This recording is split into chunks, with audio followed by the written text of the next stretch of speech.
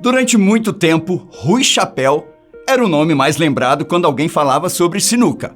Porém, em tempos modernos, apesar de Rui Chapéu ainda ser muito respeitado, existe um homem que é famoso por ser, digamos assim, o Pelé da sinuca. Estou falando de Josué Ramalho da Silva, mais conhecido como Baianinho de Mauá. Talvez você não saiba quem é, mas com certeza já deve ter visto algum dos seus vídeos na internet. Considerado o melhor jogador de sinuca da atualidade, Baianinho de Mauá não ganhou apenas fama, como também muito dinheiro.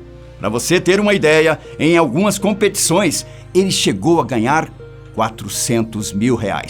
Mas quem é o cara que é considerado o bruxo da sinuca? Qual a história por trás do Baianinho de Mauá?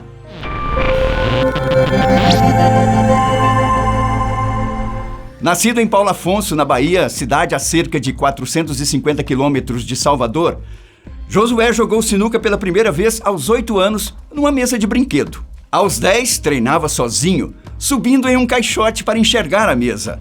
Só que sua vida não era só diversão. Na verdade, Baianinho dividiu o tempo entre o trabalho e a sinuca.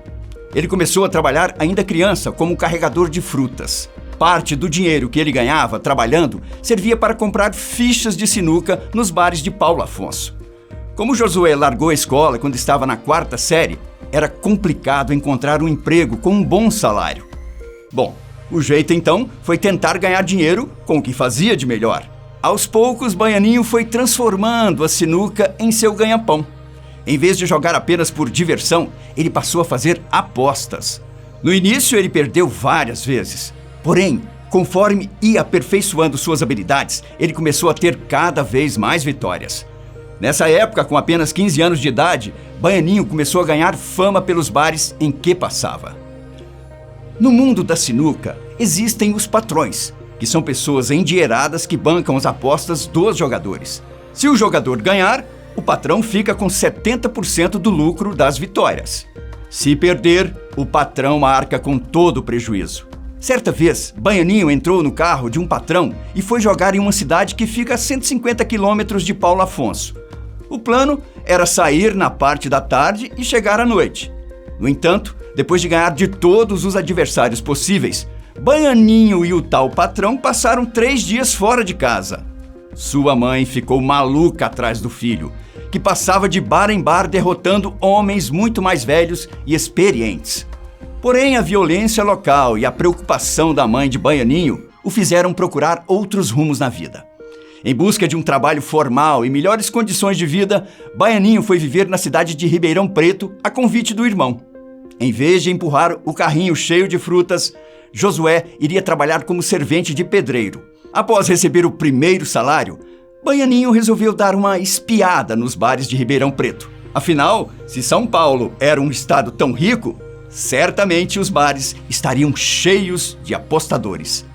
Dito e feito, depois de passar cerca de 2 horas jogando sinuca, ele conseguiu o equivalente a 2 meses de salário. Os outros competidores, assustados com tanto talento, questionavam se Baianinho era jogador profissional de sinuca e se vivia disso. Josué apenas mostrou as marcas do trabalho em suas mãos, afirmando que trabalhava como servente de pedreiro. Como tinha um contrato de 3 meses, Baianinho cumpriu o período de experiência e depois decidiu que iria viver apenas da sinuca. Conforme derrotava os adversários, ele também ia conquistando fãs por onde passava. Mas de onde saiu esse tal apelido Baianinho de Mauá?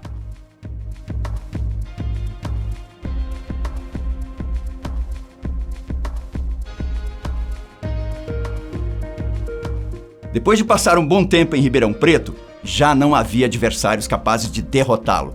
Então, era hora de buscar novos horizontes. Foi então que ele foi viver em Mauá, na Grande São Paulo, onde tinha alguns familiares. Ele começou por Mauá e depois foi passando por lugares como o ABC, Santo André e São Bernardo. Já famoso entre os jogadores de sinuca, diziam que tinha um tal de Baianinho de Mauá que ganhava de qualquer pessoa. E foi assim que surgiu o apelido que hoje é conhecido no Brasil inteiro. Já o outro apelido, Bruxo, surgiu pelo fato de ele matar todas as bolas, até as mais difíceis, sugerindo que ele faz alguma espécie de bruxaria para conseguir encaçapar as bolas. Contudo, o fato de se tornar o melhor do Brasil também tem suas consequências. Chegou ao ponto de ninguém querer jogar com ele de igual para igual. Ele encontrava desafiante somente se desse vantagem, como o adversário jogar menos bolas ou apostar metade do valor. Em algumas ocasiões, jogava somente com uma mão. Em outras, se o rival achasse que ia perder, podia jogar a branca na caçapa e era declarado empate. E o que antes era apenas um jogo, hoje é o ganha-pão de Baianinho de Mauá. Na verdade, ele ficou rico através da sinuca. Hoje em dia, Baianinho deixou de viver em Mauá para morar em um dos bairros mais nobres de São Paulo. E isso se deu graças à profissionalização da sinuca. Atualmente, há uma certa organização em relação ao esporte, algo que é relativamente novo. O grupo BMS organiza e realiza todos os torneios oficiais de sinuquinha. Só no ano passado, o grupo investiu cerca de 2,5 milhões de reais, dividido entre premiações, locações, equipamentos, produção e por aí vai. Vale destacar também que sinuca e sinuquinha são esportes com regras diferentes. Rui Chapéu, que eu citei no começo do vídeo, era jogador de sinuca. Mesmo sendo considerado um fenômeno do esporte, ele ganha dinheiro recebendo desafiantes da TV, mas ele nunca ganhou dinheiro com isso de maneira profissional. Isso se dá porque não existe uma liga regular de sinuca. Baianinho, por sua vez, joga sinuquinha, que tem os campeonatos regulamentados pela Liga Brasileira de Sinuquinha. O fato é que Baianinho é considerado o melhor jogador de sinuquinha do Brasil. Sabe o que é mais curioso? No final dos anos 90, ele já era campeão em todas as modalidades do esporte. Na verdade, ele já era considerado um dos melhores jogadores do país. Apesar da fama, as pessoas sabiam quem ele era por nome, mas ninguém sabia exatamente quem era o Baianinho de Mauá. Foi graças à internet que Baianinho ficou muito conhecido. Alguns vídeos de suas jogadas chegam a acumular 8 milhões de visualizações.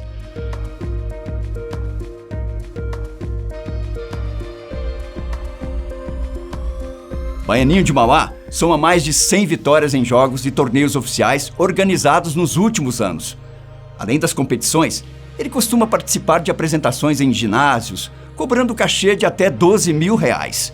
Além disso, já participou de programas de TV como Balanço Geral na Record e De Noite com Danilo Gentili no SBT. Por mês, são pelo menos 2 eventos corporativos, além dos torneios oficiais.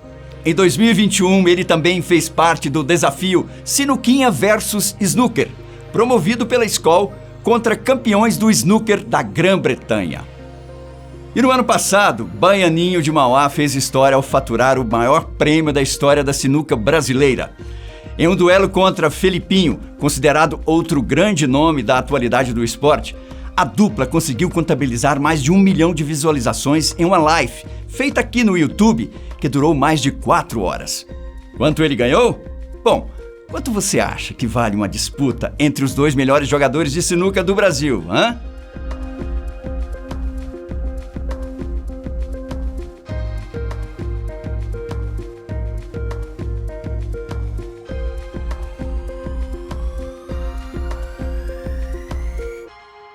Nada mais, nada menos que 400 mil reais. E claro que com toda essa fama, Baianinho também encontrou outras formas de ganhar a vida. Além dos jogos, ele também tem explorado o mercado e chegou a abrir uma loja com a venda de produtos personalizados. Para você ter uma ideia, um taco de sinuca autografado pelo melhor jogador do Brasil custa em torno de 400 reais. Hoje, com 580 mil seguidores no Instagram, Baianinho é o segundo jogador de sinuca mais seguido do mundo, ficando atrás apenas do britânico Ronnie O'Sullivan, que foi 7 vezes campeão do mundo. Apesar de ser considerado um dos melhores jogadores de sinuca do mundo, Baianinho de Mauá ainda busca melhorar o cenário da sinuquinha no Brasil. O objetivo é tornar a sinuquinha federada, ou seja, criar uma federação nacional para organizar o esporte. Ele e outros jogadores sonham em um dia transformar a sinuquinha em esporte olímpico, assim como tem acontecido com modalidades populares, como skate, surf, escalada e breakdance.